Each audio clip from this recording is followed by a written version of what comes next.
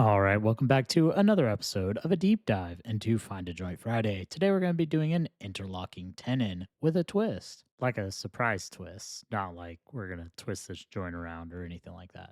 Anyways, we're going to use this sweet pine and walnut scrap for this project. Now, this piece of pine and this piece of walnut are not the same thickness, and that's intentional, but it does mean that I need to figure out where I want that pine to lay. So in this case, I actually want it to lay flush to one side. Now I also want the pine to have an 1/8 inch shoulder all the way around the tenon. So I need to make the mortise on the walnut an eighth of an inch smaller in all dimensions than what the pine is currently.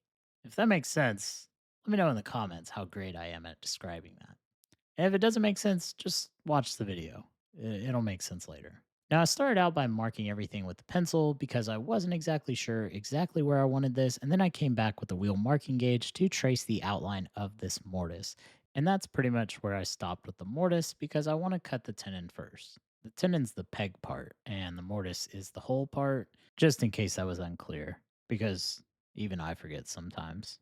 I brought this piece of pine over to the table saw to cut the tenon the easiest way that I know how, and that is with this crosscut sled from Incra with a stop block on it. I like to set the stop block to the final dimension of what the shoulder is going to be, in this case 1 inch. I'm setting this table saw blade to a 1/8 inch depth so I can get that 1/8 inch shoulder that I was talking about earlier. I really like this Forest Woodworker 2 flat grind blade from them. It really makes it a lot more convenient to cut joinery like this without having to change out blades. Speaking of cutting the joinery, the way that I cut this tenon is I have that stop block flipped down initially so I can set the shoulder on all sides, and then I flip it up and slowly remove the material on all the sides until I have a finished tenon. Now with that tenon finished, we can focus our attention back on this mortise on this piece of walnut. I'm going to start out by securing this piece of walnut with my new favorite way to attach stuff to my workbench, and that's double-sided tape. This X-Fasten double-sided tape is really handy for these smaller pieces whenever a clamp will get in the way of how you're working on the piece. In this case, we're going to use a little bit of a different way to clear out a majority of this mortise. I had already had the Festool domino out and set up, so I figured I'd go ahead and use it to clear out the material on this. Haven't seen too many people do this, but in theory, it should work. So I have it set up to where it lines up right to the middle of this mortise, and I also have it set on the widest clearing setting, and I have it set for 25 millimeter depth, which is just shy of 1 inch.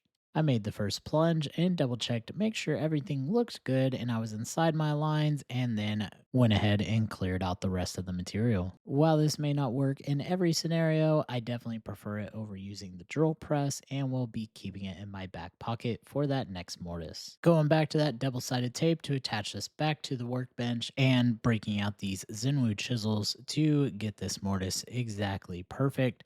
Spoiler alert, that didn't happen. So pretty much what happened was I placed this mortise way too close to the edges. There wasn't really enough material there, and as a result, it blew out in two different spots. The grain orientation wasn't exactly helping me in these areas, but I think it would have happened regardless. So welcome to Mortise version 2.0. We're just going to center this mortise on this piece of walnut, and that should cure all the issues we were having. I went ahead and used the same method to clear out a majority of this material with the domino, and now we're ready to give this another shot with the chisels. With the mortise all nice and cleaned up, it's time for one of the most satisfying parts of any build, the dry fit. And let me tell you, this one was satisfying. It's time for the dog of the hour. It's the brown dog. Goes on chocolatey, ends up walnutty. Gonna slather some of that sweet brown goodness on this mortise and tenon and clamp it together with the Bessie clamp, the best clamp. And with that all cleaned up and sitting in that clamp for no less than 60 minutes, it's time for the interlocking portion of this interlocking tenon. So here comes the twist. Instead of using another board with a tenon, we're actually going to use a domino, which is nothing more than a floating tenon, right? And I have it set for its deepest setting, and the fence is maxed all the way out, so kind of pushing this thing to the limit, but I want it to go all the way through. Kind of like that. Looks kind of funny poking through. Kind of like one of those goat things. This was definitely one of the more apprehensive, exciting, stressful parts of the build because I literally just bored a hole through the joint that I took so long to make. So let's go ahead and fill that hole, shall we? I'm using just your typical run of the mill Festool domino. It's made out of beech wood and I'm sure it'll work just fine.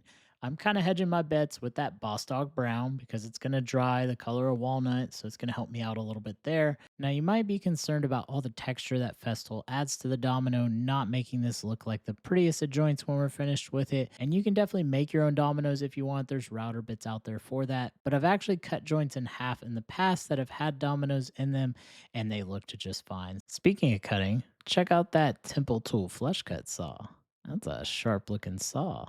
It's also a sharp cutting saw, cutting through that domino like butter. Seriously though, I've used a lot of different flush cut saws, and this is the only one that I actually like because it's actually sharp, and that's worth a walnut smack. All right, let's get this thing all purdied up. Gonna give all its nooks and crannies a fine sanding, and then we're gonna use none other than the Wood Daddy wood finish. Look at how that oil makes that grain pop. Daddy always making that grain pop.